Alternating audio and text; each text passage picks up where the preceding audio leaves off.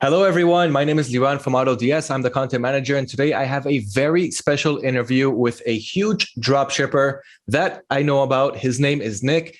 You guys have so much to learn from this guy, whether you're in the beginning of your journey or you already got started and you're looking for some more pointers. This is the guy that you guys need to learn from. So let's get right to it, guys. 1 second before that, don't forget to subscribe to our YouTube channel to always stay updated on all of the latest and all of the hottest topics that we have coming out in the world of dropshipping. That being said, let's get right to the action. Nick, thanks for joining us today. How are you? And please tell us a little bit about yourself, who you are, where you're from, and how old you are. Yeah, absolutely. My name's Nick. I've been dropshipping now for the past 2.5 years. It's been quite a journey, but been a lot of fun and just excited every day to wake up and do this for a living. So, all right. Yeah. All right. Right on. And how did you hear about e-commerce and dropshipping in general? Okay. Yeah. So I've been doing this now for over 20 years. I literally started off doing e-commerce back when you would go to like a Walmart and you would pick up products to sell online. And it was just, I was always intrigued by it. I found eBay as a marketplace to sell on, and I really kind of haven't looked back over the past 2.5 years. It's been incredible, joining up with AutoDS and being able to use the system that kind of integrates everything.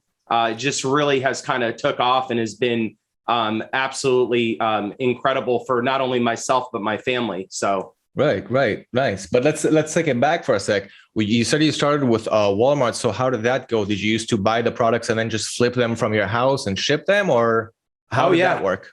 Yeah. That's exactly what happened. So I used to go to the store, used to wake up early in the morning, had a few people there that I knew, and would pick up, different items that were selling well at the time, mainly in like the sporting figures and collectibles as far as for sports cars and stuff like that. That's how I started out.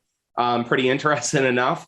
Nice. Learned about the drop shipping part of it actually just pretty much through watching a bunch of videos of people making money. And I was like, how do you go about doing it? And I just kind of, picked up on some different things that I heard. And we kind of made it our own system and turned it into what it is now.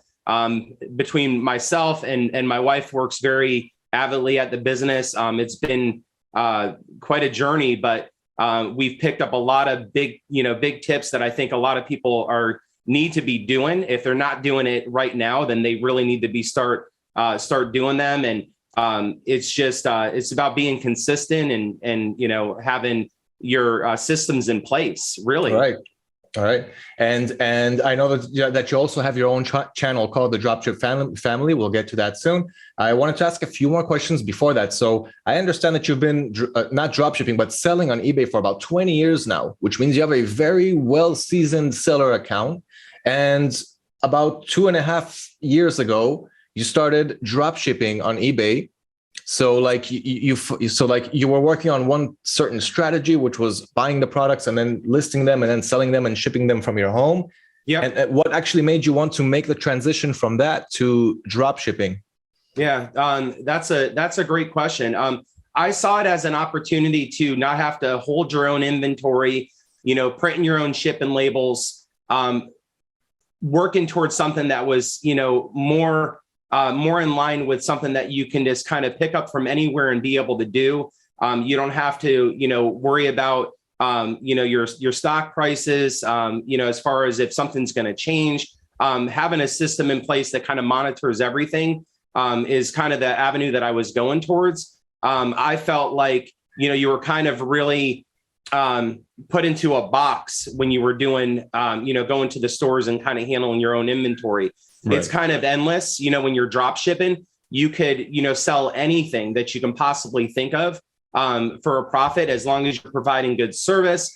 Like I've been doing for all these 20 years. It's, a lot about, being responsive to the customers, And Right. it works. I mean, as long as you're putting the work into it, it definitely works. So the big advantage from drop shipping to what you did before is just having a reach to so many more products that you don't have to pay for in advance to sell them.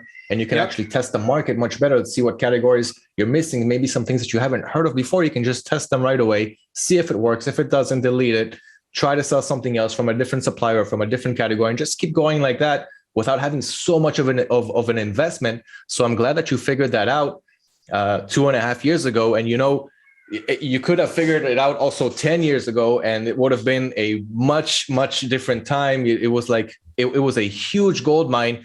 And today, I'm not saying that it's not today, right? But the way it was back then to how it is today is, of course, it's different. People need to be, very cautious today when they're starting their new dropshipping seller accounts, and we're always trying to help them with that. But you have so much experience under your belt. And next question I wanted to ask you was, since you're doing it for so long, is it a full-time job, or is it still a side hustle? Where exactly are you placing that today?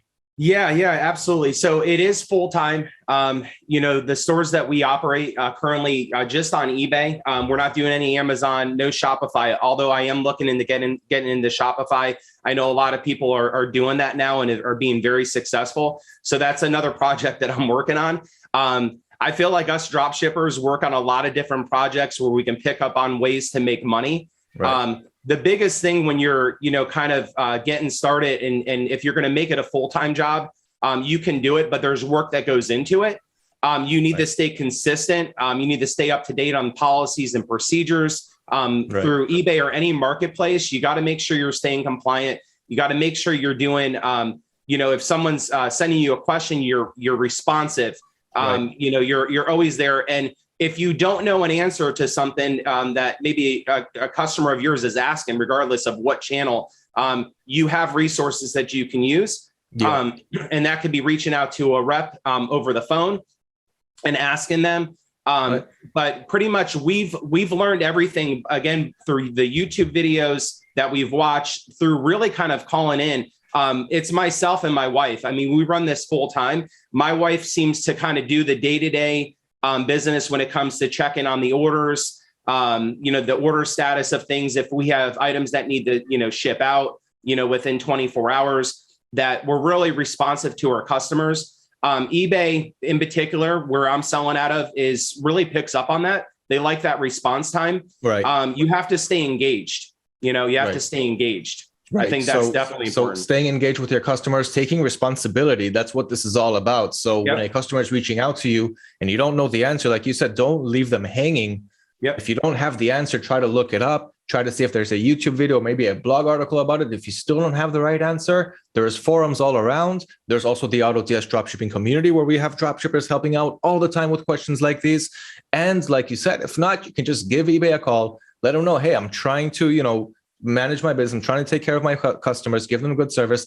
There's this one customer that's telling me, XYZ. How should I approach this? And eBay will appreciate you reaching out to them to help make things work out with the buyer, because eBay's product, your products as a seller, are the ones that you're selling in your store. But eBay's product is the customer. It's the one who's taking out his credit card and buying. So eBay wants to take care of their product. And their product is the buyer. If you're not taking care of their product, eBay doesn't want you. So if you're here for the long term, you want long-term survivability in this business, it's all about taking care of your buyers. Make sure that you don't have any open cases. As soon as a buyer opens a case, don't wait until the last day to give them a return label or to give them the refund. Take care of your cases right away. Answer all of your buyers' messages. And that's it if you're here for the long term. If you're here for the short term and you just want to make a quick buck, this is definitely not the place for you. This is a serious business, just like any other, just like starting a brick and mortar store. And that's the way that you guys should treat it. So good tips that you just gave them right there. Thanks. Okay, so we talked about part-time, full-time. Is there a certain book that inspired you anytime along the way? Anything that you read that you want to point out? Yeah. Oh gosh, I mean, years ago, I've done so many different businesses, not only this, and customer service, really. I've been doing customer service for the past 25 years. And I picked up on a book, and I don't know if you would call it a business book or not, but it's called The Secret. And basically, if you've read it or you even watched the video, it's basically just talking about sending positivity out in the world, and what you put out in the world is what you kind of receive back. My wife and I are a very firm believer of that. I feel like what you put in, regardless of sometimes if it doesn't feel like it's going to come back to you today, it does. It definitely does come back. We throw good vibes out in the world and we get them back. And we've been very blessed exponentially with this business. But we have to work at it, and it's definitely. Like you said, you have to be responsive. You have to make sure you're responding to the customers. That's one thing. eBay doesn't play any games. If you want to stay right. in this business for a short term, you can definitely do that, and you'll be gone very quickly. Right. And that's a big thing too. I wanted to touch on. There's a lot of people out there trying to do this business, and the thing is that it can be done, but you need to make sure from day one when you get off on track that you have your right systems in place. If you have inventory management such as AutoDS, which is great for us, has worked really well. We've been successful, but as good as any software is as good as you are, and as good as what you're able to do and what work you're going to put into it. So you have to press through it. I mean, you have to press through it. There's ups and downs. There's lows where some days you may not be making the sales that you think that you should be making. Right. But remember, we're in a very seasonal business too. Right. You have your highs and your lows. And if you can stay kind of even keel in between those times when it's a little bit slower, you can remain successful, constantly monitoring your inventory, changing right. your inventory out for the trends. There's so many things that we do, but it's such a vested interest that we have in doing it. That's what's kept us going and being successful. Okay. So The Secret is the book that I wouldn't say it brought you to your success, but it definitely helped you out and brought you to a certain mindset to help you get to where you are today. Oh yeah. And how many e-commerce stores do you have overall? Which is eBay, right? We're talking only about eBay. Yeah. Just on eBay. We run a few successful stores. So we have a few eBay stores right now. We do plan on adding on more. There's a science to doing that. It's not like a lot of people think you're just going to go ahead and throw stores up. It doesn't right. work that way. eBay's really looking at the fact that you're a seasoned seller, you know what you're doing, and that you got control over your inventory. So currently we're operating two stores right now. They're both very successful. We do very well on both. And as I told you at the beginning, I said we're looking towards doing also Shopify, which is something I know AutoDS does fulfill or have the platform to be able to do that as well. So we're looking to take advantage of that coming up at the end of this year. So Q4 into the beginning of the year. Okay. Sounds great. And good luck with that. We also have a lot of content on that. Also videos in a free course. I don't know if you've taken any, but it's completely free. There's about 40 videos there that I recorded from A to Z. So if you're looking for some help, you viewers who are listening, you can just head over to autods.com/courses, and you got a free A to Z Shopify course right there if you want to get started. We've got pretty much everything there: price and stock monitoring, quick product importing, automatic order fulfillment, automatic returns, and so forth. So it's definitely a good venue to try and tackle. So you were talking about 2 eBay stores, and they're big. I mean, it's like they're not small stores. You're not like opening 30 stores and then just playing small in each field. You're maximizing each one and really playing it to its full potential. So if you wouldn't mind, or if you would, what's your average revenue or profit every month? You can talk about whatever you want. Yeah, absolutely. That's fine. So another big thing that you're hitting on, I watch all the videos out there, just like maybe you have in your past. And I see a lot of things that I don't know really what to believe if there's any validity on it whatsoever about what they're actually doing or not doing. They're not really sharing their screen, right? To tell us, to be able to show proof on it. But basically right now we're doing anywhere between 1.5 to 2 million in sales between our 2 stores, which is absolutely huge. Monthly. Yeah, monthly. Well, we raised our profits. So to be honest with you, we raised our profits up. I think service is a big thing. A lot of people think that you got to undercut everyone to be able to sell anything. That's not the truth. Once you build some traction on your stores, once you get, maybe some smaller items that you're starting to build up to get those to sell, 10, 20 times, what have you, right. You're able to really kind of work through and expand your business. And at which point you're able to kind of dictate the profits you want to sell at. It really doesn't mean, I'm a firm believer of it. It really doesn't mean that just because you're undercutting prices and whatnot on there that you're going to sell your items. Really doesn't mean that. Right. It's about the quality the quality of service really that you're providing these customers. Think about it this way, and people are going to pay more money for something if it's good quality. Right. And I feel you can really separate yourself. Do you want to be a fly-by-night seller, or do you want to be someone who's in the game long term? Because we have built up our feedback and to the point to where it is now, buyers that are going on the page where they may be searching for best price, if they're not doing it that way by best price, because we may not be the ones that are there, but if they're going through and they're going to be doing their searches, if you think about it, they're going to be looking also at that feedback that you're providing. And that's going to make the difference between them either buying from you or buying from someone else. Right. So with that being said, though, to answer your question, I mean, we were doing anywhere between $100,000 a month in sales on our stores. Nice. And then, that's dipped down, but it's basically work smarter, not harder. And that's what we've kind of done now, again, doing this for 2.5 years, we're at that place where we can do it. But we started the same place as anyone new to the game that's going to AutoDS and saying, hey, I heard about your software. Let me sign up. What can you do with it? So yeah, I mean, that's right. What we've done, and it's made a difference. Right. Very nice. Very nice. That's a lot of money that's a lot of money. So it's also, by the way, showing your level of success, and you don't have any virtual assistants running your stores because it's just you and your wife, if I understood it correctly, right? Yeah.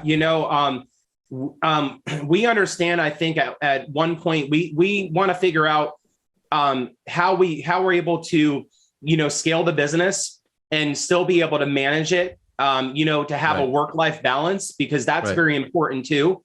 Yeah, I think everyone understands, you included, if you have any children, and, you're running them around, and you have sports and different things they're doing. That's the flexibility that dropshipping gives you. It gives you that ability to be able to work anywhere you want to. If you're on vacation, you can work a few hours in the morning, a few hours in the evening if you want to, or quite frankly, you don't have to work at all because it's your business, which is exciting. But, we're working every day. My wife and I kind of turn and we go, when was the last time we took a day off? It doesn't seem like almost never, but it's fun though. Doing this is fun. You're enjoying it, right? You're enjoying the journey. You're not doing some office 9 to 5 and just waiting, watching, the clock and waiting for it to. You're actually enjoying what you're doing, and you're making some nice profit along the way. And you also have time, like you said. It's all about it. Scaling is great. It is great, but manageable. You need to scale to whatever you can manage, to a level that you can manage, to the maximum level that you can manage. And also manage your time correctly. And I definitely agree with that. I have a daughter. I have another one coming up this month, I think. Congrats! That's awesome. And we're all. There's always the balance between. Well, for myself, I'm also a drop shipper. I'm also working at AutoDS, and I also have other things going on. And I mix all of that also with my real life, and it's always trying to balance it out and find the time for everything and make sure that you're doing everything to the max, because if you're not, no one else is going to do it for you. So you guys need to know how to manage your time, how to take full advantage of your time, and know exactly what your limits are, how high I can scale, while also keeping a good balance of your real life, your personal life. Yep. So, but it's great. It's nice to hear that you and your wife are running your business, and that you guys are making enough or more than enough to maintain your day to day. And there's food on the table, no complaints, and you can just keep managing it from here, keep scaling it from here. It's all under your control, and you don't really have anyone telling you what to do. Of course, like we said, it is not an easy business. We need to know how to run it. We need to know how to manage it. We need to know, well, this pretty much brings me to my next question. So let me just ask it. In your opinion, what are the main steps, let's say 3 to 5 steps to becoming a successful dropshipper? We pretty much answered all of those questions, but let's organize them. Okay. Yeah. So kind of put me on the spot there, right? But no, it's number one is, have, just like any other job, you have a routine. Okay. You have a routine in place. Now, if you're used to doing your 9 to 5 job, what those tasks are that you have to do by your supervisor, whatever the case may be. We manage it the same way like we did when we were doing 9 to 5 jobs. So we have a routine. We start off in the morning with kind of, taking a look at the store. Like you mentioned, if we have open cases, returns, items that have to be shipped out. When you're starting out, obviously, you're just going to be, working towards, making those sales and building the business up. Product so research. You're going to be kind of starting, slower, than where I'm at. And it's more than achievable to get to where, my wife and I are. But the big thing is that, start off at a place that you feel comfortable with, where you can control everything, with the task and different things that you have. We really utilize the seller hub, through eBay. That's our gauge of what our things are that we have to get done starting off from the morning. If we have questions from customers, that's the first thing that we do before we even get on the seller hub. We're answering those questions. When you're trying to build up, you're trying to obviously figure out, well, which direction and what do I sell? When we started out, I had a little bit higher limits than what a lot of people will have when they start out on eBay. Right. If you're starting off as a business, if you're starting off as just a single individual who's wanting to go on there and turn their, flipping of odds and ends at a flea market into a full-time. But you need to remember that wherever that is that you start, that you have your systems in place, you have your tasks that that you need to have completed. And you're responsive to whatever those questions are from the customers. With scaling, like as far as how we were able to scale the business, though, it was really the case of when we were using our limits up. And I'm going to go back to something that I learned when I first started with AutoDS, was the fact that, you have to list, if you are thinking about a particular category, for instance, if it's, seasonal, and you're looking for Christmas stuff that you're going to, put up to sell, you have to make sure that, you're doing at least 20 of each item, that you're going to list on the store. That way you can see what's going to sell. Good tip. Now you can go a different method where you can, try to find someone who's drop shipping just like you are. And you're trying to take what they're selling and you're trying to undercut the prices. I've tried that personally. It did not work. It was something to where we pretty much became pretty savvy based on that time of year that's selling. Q4 is huge, but there's also opportunity throughout the whole year. But when you're doing it, remember, it's not, a lot of people want instant gratification. That's the world that we're brought up in, right? Because everything is so at your reach. It is possible, but remember, you're putting the work into it. When you're listing items, you're throwing 20 items up. If one of those sell, okay, cool, you found a winner maybe. But you're also asking for those increases. Increases mean a lot to your store. You need to show eBay or any platform that you're on that you're able to manage what you have. If you're not able to manage what you have, how could you possibly ask eBay to do anything for you to help you out if you can't manage what you currently have?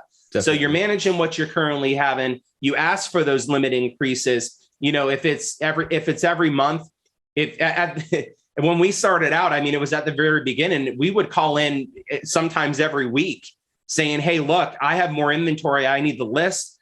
And we're doing well with what we have.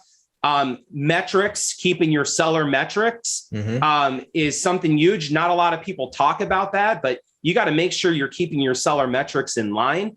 And when I say seller metrics, that means track and upload it on time. That means cases closed without eBay stepping in. That means that, you're obviously shipping out your items on time. It pretty much means you have full control over your inventory. which is where AutoDS comes into play because they do all that for you, which was awesome. I remember, oh gosh, 2.5 years ago, like I said, I'm throwing inventory up. I'm like, oh, geez, it's like nothing's selling. All of a sudden you get that one item that's selling and you start gaining that traction. And that's really what it is. It's that one item that sells. You get that traction going.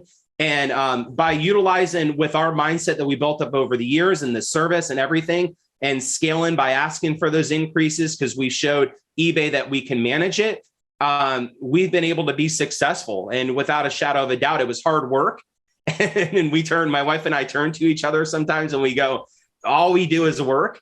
But we're having fun doing it too. Definitely. My wife likes picking the items, out that we're going to sell.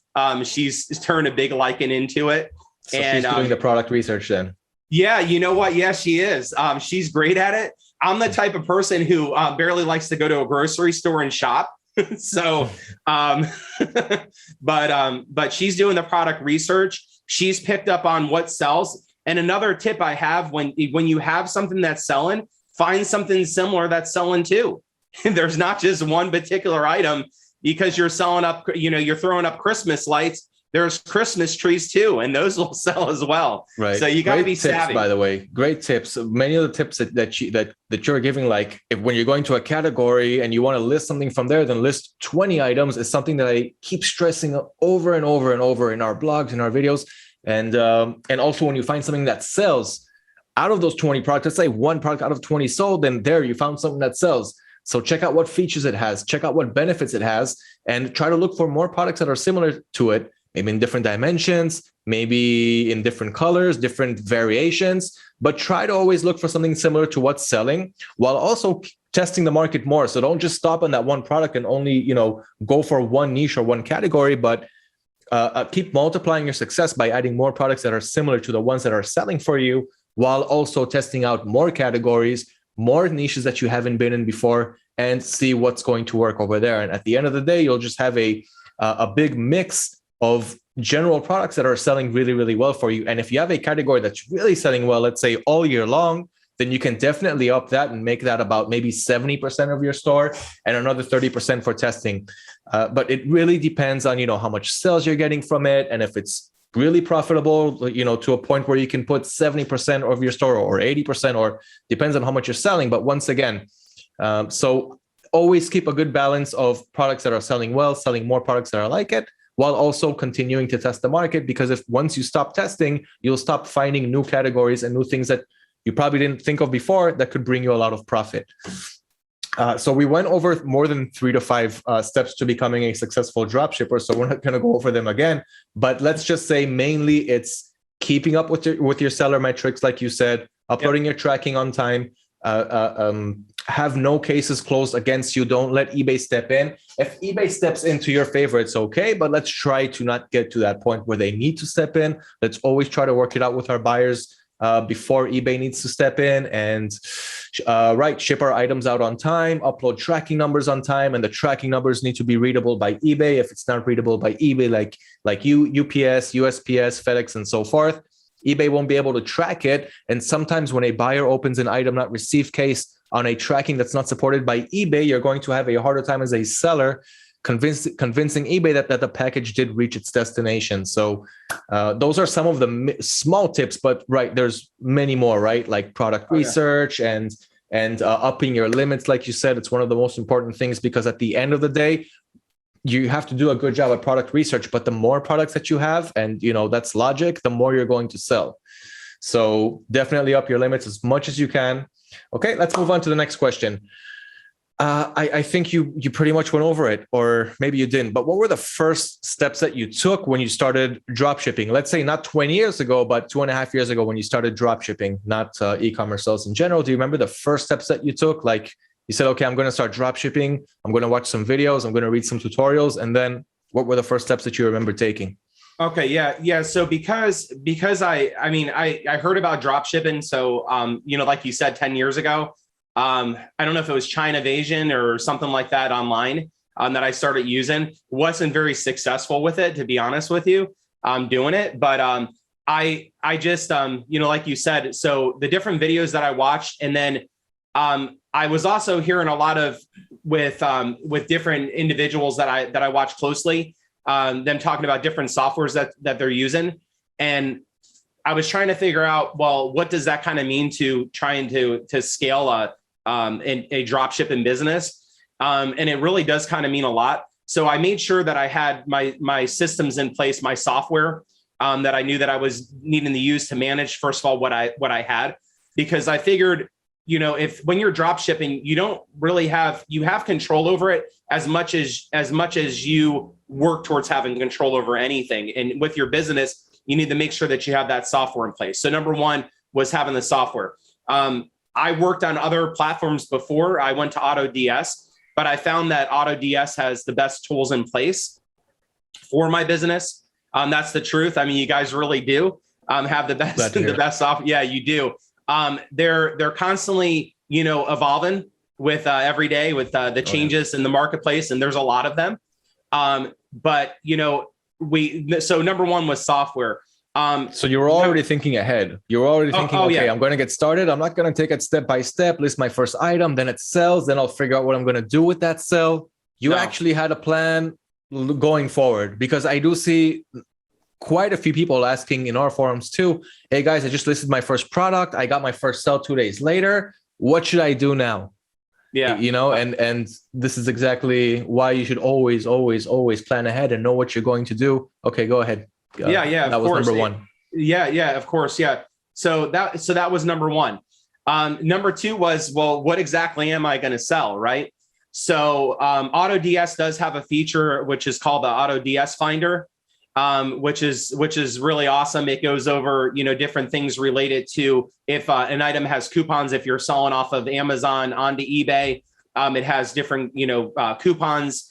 You can find, top sellers, different things like that. So I tried that out as well. I used that tool when I was first getting started to try to figure out what sells, what doesn't sell. Right. The third thing that I did was I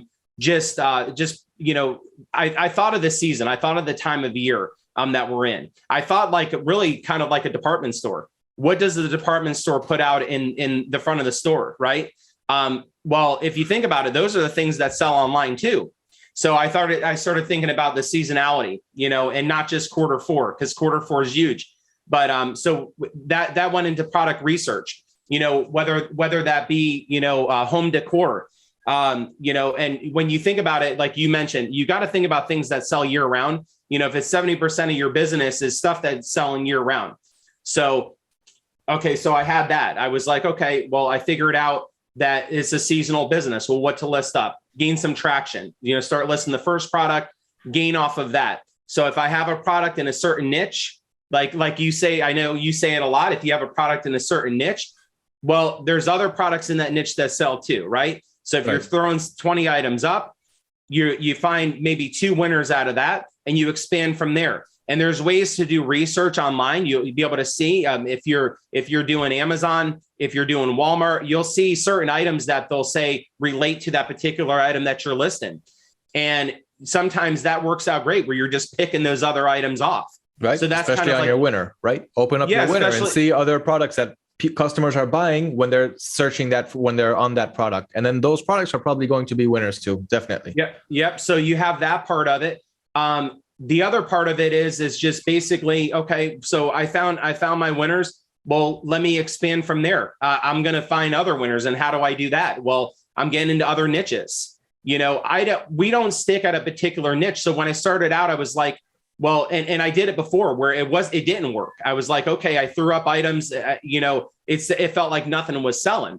But then as I started to find, going through those 20 items at a time, I started to find, 1 or 2 winners in there, and then it just progressed from there. So, it scaled up to where now all of a sudden, instead of having 1 or 2 items, you have 100 or 200 items that now are selling consistently, and you got to keep those items up.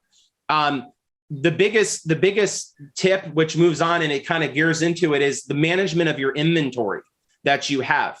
That's a big thing for us. It was trying to figure out a way to maximize our limits that we had, but managing the limits that we had and making sure that we were always able to, scale from not just the one niche. We were able to go into different categories. Now, remember, eBay is going to be really specific. And I talk about this quite a bit when someone's asking me, who's like, well, what do you do for a living? And how were you able to get to that? Because people are really a lot of times shocked. Like, well, what did you do?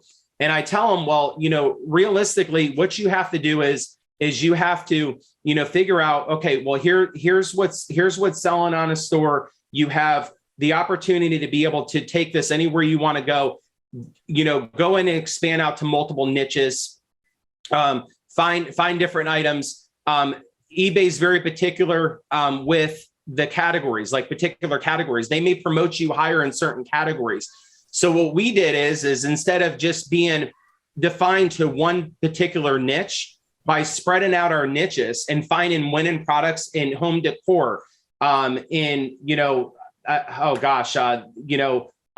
decor, home and garden, what have you. By doing that, we didn't just take our business and say, okay, we're just stuck at doing, these one niches. Now we're expanded. Now, not only are we, promoted by the eBay algorithm or Cassini on the one particular niche, we have 4, 5, 10 different niches that we're in where we're ranking high, because we didn't say, I'm just making the store all about, one particular item.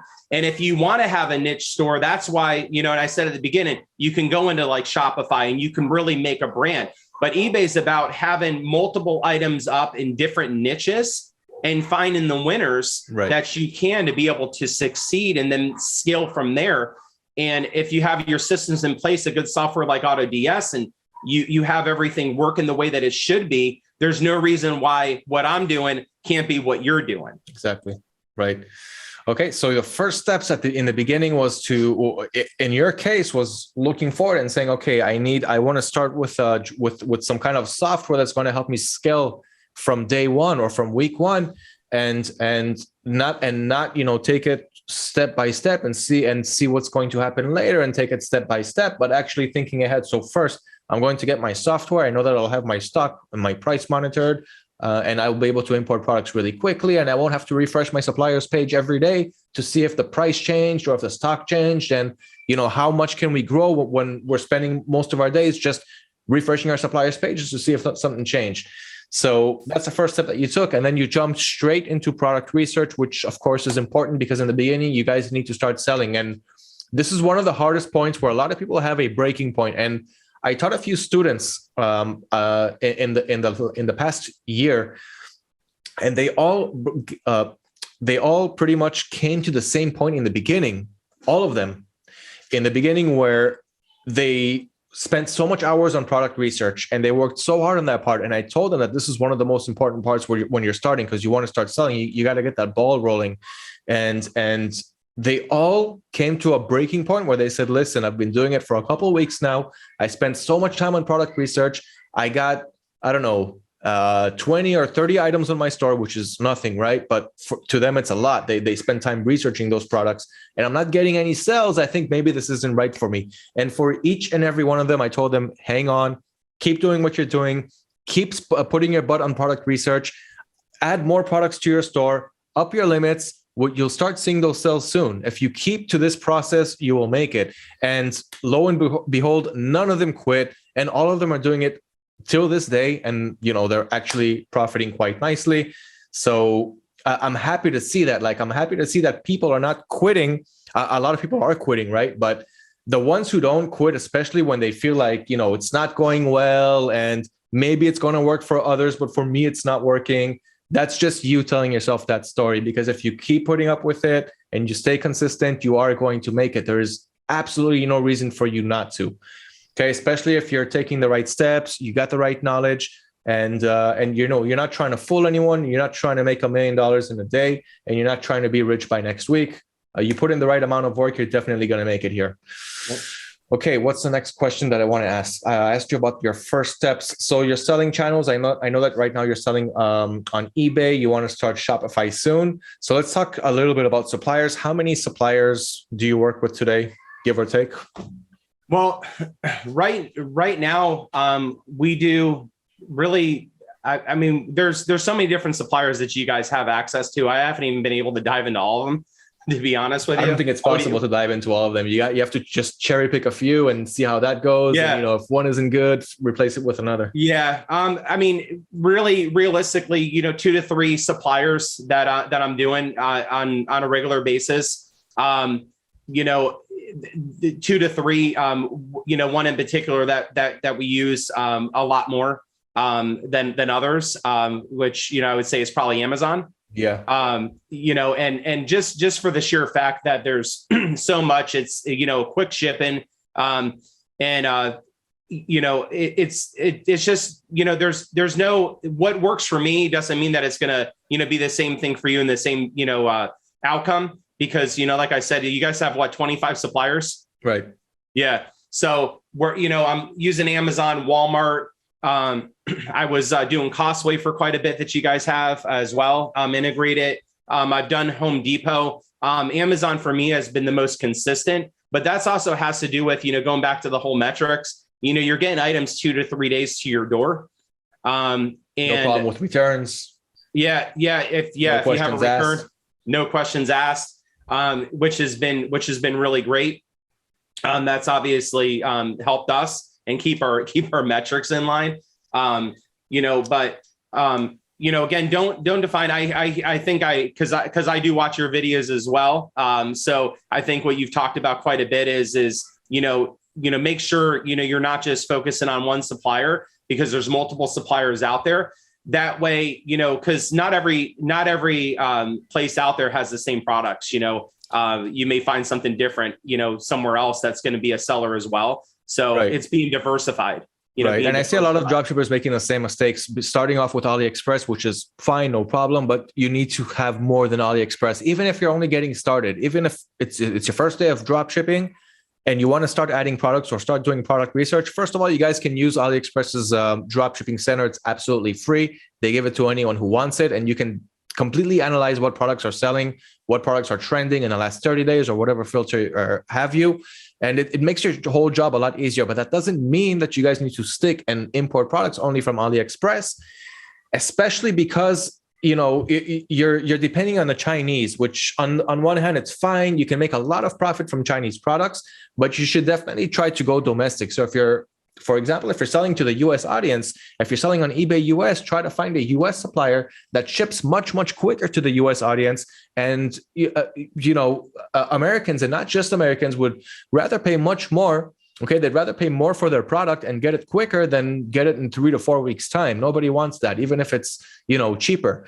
So a lot of people would rather pay more and get their products on time, get it quicker. And of course, a higher quality product, which they would assume would come from a US warehouse rather than a Chinese warehouse, even though I don't know if it's not a secret that most products from Amazon are from, not most, but many, like a big majority of Amazon sellers. If you guys will click on the seller on Amazon, you'll see that he's based in China. He's just importing the goods to Amazon and he's selling it from Amazon. You'll see that the seller's from China, his business name and address is from China. So that kind of gets you to understand that, most products are coming from China anyway, but you want to have fast shipping. So, and it's not just that, sometimes the Chinese can go on a holiday and they could be missing for 2 to 3 weeks and then no one's going to ship your orders. And then I see dropshippers saying, okay, hey guys, I got so many sales now. What am I going to do? I can't ship them. My Chinese supplier isn't answering me. AliExpress is not shipping the items. So this is where you would want, a backup, another supplier that can help you with those goods, like Amazon, for example. And to tell you the truth, I'm using Amazon a lot, and I'm always telling people to work with multiple suppliers, about 2 to 3, and for those exact reasons. So glad to see that you're doing it too. Yeah. They're using Amazon as your main supplier, even though I got to tell you, I also am. So we talked about most of the things that I want to talk about. One thing I think it's pretty important. What troubles, what difficulties did you have along the way? Because right now, we talked about a lot of positive things and making money and how to do it. We said that it's not easy, that it's a real business. You have to take responsibility. You have to, answer your customers and all that. But what are some of the difficulties that you had along the way? And what did you do to overcome them? Okay. Yeah. So when you're a new seller, there's a a thing out there, a word that we like to use, and you hear a lot about it. It's called MC011, right? Yeah, Google MC0. Yeah. Yeah. It's when you hear it, you almost cringe and you think, okay, I'm done. Well, that really at the very beginning, excuse me, at the very beginning when we were starting out, that was one of the infamous messages that we got, was basically they want to take a look at what you're doing, because we were growing fast. We were growing really fast, probably almost too fast, to be honest with you. Yeah, that's a good reason for the MC. That's a good reason for the MC11. Oh yeah. So we started off with that, and pretty much that's really eBay saying to you, hey, look, what are you doing? Where are you getting your product from? And give us a reason why you should keep on selling on this platform. And big thing is a lot of people will get that message and they're just going to go ahead and throw the towel in, and they're not going to do anything about it. Well, remember, there's live people, regardless of what marketplace it is that you in particular sell on. There's humans that you can talk to over the phone and let them know, hey, here's what I'm doing. And supply, if they're asking you for receipts, because they'll ask you, hey, where are you getting your inventory from? To be honest with you, I when we first started selling, I provided the receipts directly from Amazon to them, believe it or not. And did it work? Yeah, believe it or not, it did. It removed the restriction off the account. Yeah, I removed the restriction. We've had 3 of those. We've had 3 MC011s over the course of the 2.5 years that we've been doing this, and we've overcome every one of them. Wow. And you think that all 3 of them was because you were growing fast? It was. They say that they're kind of checking in on you. They're going to kind of pause where you're at to kind of make sure you can control. So that's where the seller metrics really come into hand. Right. You need to make sure you have control. Remember, you are at the mercy of the platform you're selling on. So if you're doing things the right way, you will succeed, but you need to make sure that you are. If you're not, you're going to be in it for the short term, and then your account's going to get shut down. And yeah, there's certain avenues to be able to open up new accounts, but not as, when you build up so much traction, when you have, 15, 16,000, 20,000 feedback on a store, it's not like you're going to open up a new store tomorrow and start off where you are. You're starting from scratch. So you need to stay, sustainable. So, there's that part, and there's other various, different things that you can find yourself in a pickle with if you're not, if you don't have the knowledge, and how I gain the knowledge with, any type of restrictions or anything that we have when you're talking about struggle starting off. That was the biggest thing for us, is pretty much understanding, well, what things do you need to be doing? So through AutoDS, there's, software out there to monitor for Vero violations. So that's another big one, right? We have Vero violations. And what is that? That's brands out there that are on a list that eBay has set up, going over what it is you can or can't sell, what is allowed, right? Now, when you're thinking about Chinese suppliers, if you are using Chinese suppliers, to add on to what you were saying, some of these items are, items that are they're counterfeits. I mean, they're counterfeit items. You don't want to fall in that hole. I mean, don't get me wrong, you can, and you may get away with it, but it's going to be a short term that you're going to get away with it. Right. We want long standing, we want longevity in this business. And I know I don't want to wake up tomorrow and have my account shut down. I know that. So I realize that as the times are changing, you're staying up on the business policies that are out there. Again, regardless of the marketplace, or if you're doing Shopify, you still have to be compliant. So, compliant was the huge thing for us at the very beginning. We had those struggles, we overcame. And then from there, it was obviously safely monitoring the inventory that we had, utilizing your software, where we're kind of checking off the spot. Now, we started off on version 1 with AutoDS. Now we're into V2. And it has a lot more features on there, such as the Vero checker, where you can pretty much, you have your inventory monitored. You can look at if it's, critical, if it's, just something that's kind of throwing a flag up based on like the word needle or something like that. So, you know what I mean? So it could be kind of tricky with it, but you kind of have to, navigate and understand, okay, if I've built up an inventory, and like you said, 70% of your inventory is something you're going to keep up year round. The other 30%, you're going to kind of cycle out, right? So you're going to cycle that inventory out, but you're constantly monitoring.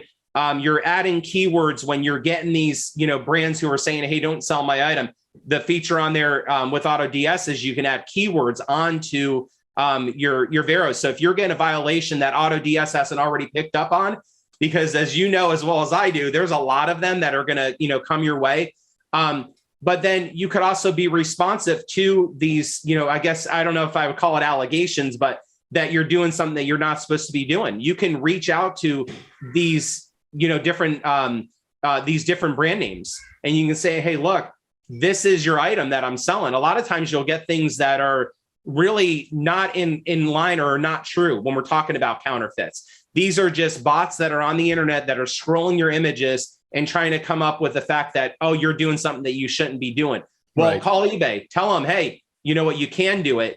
This is an item that I'm able to sell. And you can also communicate with the brand itself and send them an email. Right. And sometimes they could be wrong. Definitely. Sometimes they can be wrong, and you can overcome that. So those were the struggles at the beginning. We were able to go through getting, started being, taken down as long as a month at one point in time. And then we were able to overcome those 2 more times. And we've stayed consistent now for this time. And each of our stores keep on growing.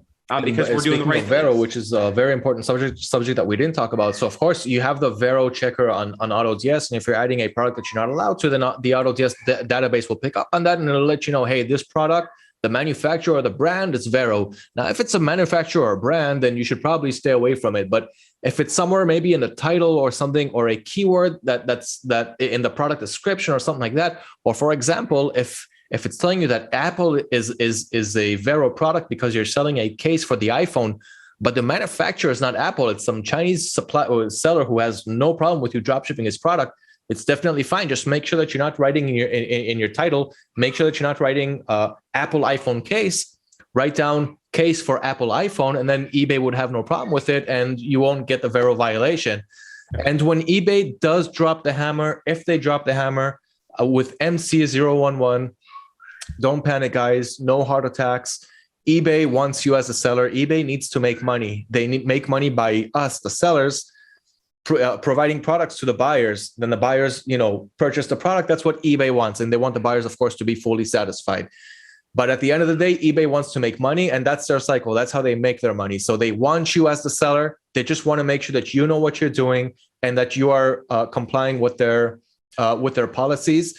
And for those of you who are wondering how you can dropship from Amazon, even though eBay, that eBay kind of frowns upon it on their policies, that they say don't dropship from retailers, but things like this you can do, and you will be fine if you take care, of all of the other things. But if eBay does give you the MC011, you can simply give them a call and work things out with them. Whatever they ask for, documentation, verification, give them whatever they're asking for, and do not lie.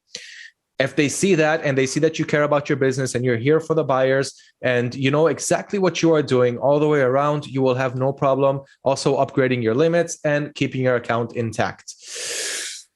The next question that I wanted to ask you, Nick, is how do you find dropshipping products that will sell? But you pretty much answered that when you said that you started with a combination of using the AutoDS Finder, which uses its own database of adding products to your store, and also a combination of thinking what's going to sell well right now. So what season are we on? We got Christmas coming up, so let's add Christmas products. But of course, don't add 100% Christmas products, because once the season ends, you'll stop selling. So always have a good balance of everything that you're doing, especially when it comes to product research, and not just. The last question I wanted to ask was, when your store started to sell well, how were you able to scale it successfully? Which you also pretty much answered here, unless you have something to add. No, I mean, I really don't. It's just proper management of the inventory that you have, staying up to date on the time of season that it is, and just, asking for those limit increases. As like you said, eBay wants you to make money, no doubt about it. They want you to make money because it's making them money.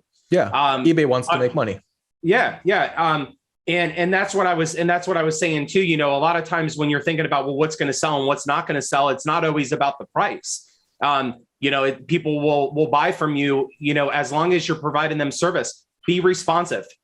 So if someone's asking you a question about a product, and when we first started out, I didn't care, you know, in my time, you know, where I'm located at here in the US, you know, pretty much it was, you know, responsive, you know, 10, 11 o'clock at night. If someone was messaging me because, well, let's say it's in California and it's a 3 hours, you know, behind where I am, I'm responding to the question. I'm making that sale, you know, where someone else is not responsive. I don't know how many times I heard from buyers that basically said, hey, you know, I can't believe it that you responded that quick. They almost think it's a robot. Right. But I mean, we have access to our phone. So I can bring my phone anywhere and I'm answering messages. And it takes a couple seconds. You know your products. If you don't know your products that you have up, because if you're, you know, like us and, you know, you're having, you know, thousands of products on a store, well, there's research that you can do. You can go into that particular, you know, Amazon, Walmart, Home Depot, and you can find the answers. They have Q&As, you know, be responsive back, proper management again over the inventory. You know, finally, you know, just be responsive, you know, understand that, you know, eBay, I can speak for eBay, is which I sell on, but they want you to respond back within 24 hours. Okay. So you got to handle those messages and treat them like they're gold.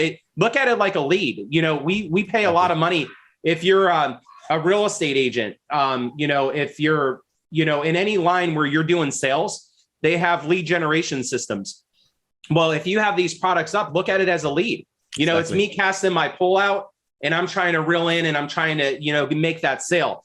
You know, people like I said, instant gratification. If you're able to provide it to them and you're able to give them, you know, answer the question, they may buy for you, even if it's, you know, $10 more than the other person who's selling it for less. Right. Customer service is worth more money, and the buyers, our viewers know to appreciate that, and they will pay more for it. And one of the things that I keep forgetting to reply to, and you've mentioned it over and over in this article, is do not sell for cheap. Don't try to undercut the competition. Even if it makes you more sales, even if you get some more sales, you're not going to start a huge trend now and, you know, become, I don't know, a millionaire or a thousandaire or even 100aire. I know there's no such word, but you get what I'm saying.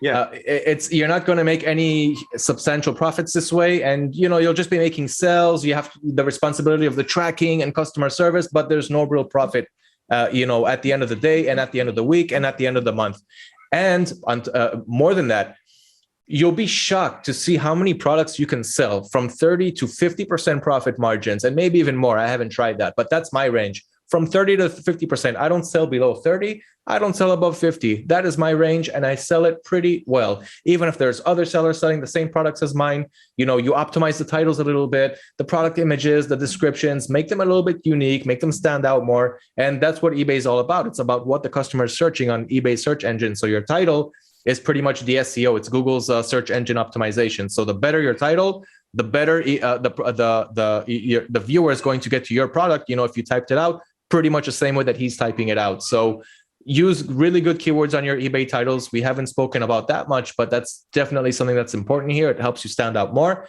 I know that a lot of people don't optimize their product. They just add a whole bunch of listings. There's some people who work bulk. So they add 1,000 listings, let's say. And only when they start to make sales, they start to optimize only those products that actually sold, because they don't want to waste their time optimizing the products that are not selling. So they're just keeping the title the same as how they're seeing it on Amazon, for example, where you can see the seller's name and who's selling it. So we all have our own strategies. I'm definitely one for optimizing the products. Before I start in the drafts page, I optimize them, and then I move them to the products. I make them go live after we work on everything. And that's another reason why I think I can raise my prices to the 30 to 50% profit margin and still make those sales. So don't sell cheap. Don't sell 10, 15%. That's really low. There's many fees. You know, there's the subscriptions. You guys are going to, you know, get eaten up in your fees, and you're not going to, you know, pull much profits, withdraw much profits to your bank account. So once again, don't sell for cheap. Sell for a profit. Yep. Nick, that pretty much wraps it up. I don't have any more questions for you. Gotta admit, this interview was a little bit longer than I expected, but you are a very interesting individual to talk to, and I always appreciate, conversations like these. So, one more very important thing, the Dropship family, I almost forgot.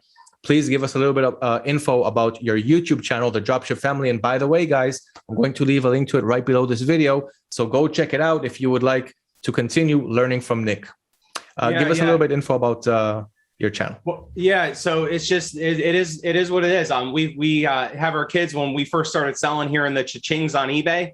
And, we're probably going to throw in some different things where my kids are even giving some tips on there about, different items to sell depending on the time of year. It's going to be, it's going to be very just, it's going to be real, it's going to be us, talking about our story, how we got started. And you're going to gain a lot of knowledge because again, it's real information. It's stuff that we picked up through trial and error. And I think if you want to be successful and you want to know how we went about doing it, we're going to be breaking it down into multiple videos as we go along the way.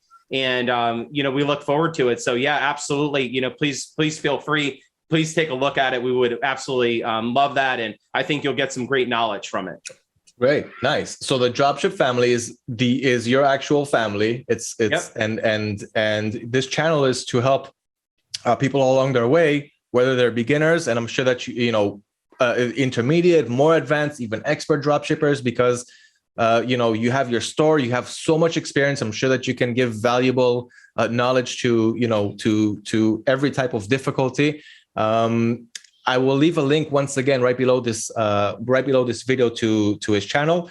By the way, guys, if you guys want to ask Nick anything, you can leave your comments below this video. You can also drop by to his channel. Once again, link below the video, and you can also ask the questions there. Definitely subscribe to his YouTube channel if you guys want to learn more about this very interesting individual. And once again, guys, Nick, first of all, thank you very much for being here. I definitely appreciate it. I gained some valuable insight. I'm sure that our viewers did too. And once again, thank you very much for being here, guys. If you haven't done so yet, subscribe to our YouTube channel. Get to Nick's YouTube channel. Once again, the Dropship family. Go learn more from his channel. And if you guys have any questions for me, for him, right below this video or in the Dropship family's channel. Thank you once again, Nick. It's been a pleasure. Thank you. Yeah, it was a pleasure as well. And I hope you enjoy the rest of your day. You too. Bye-bye. Thanks.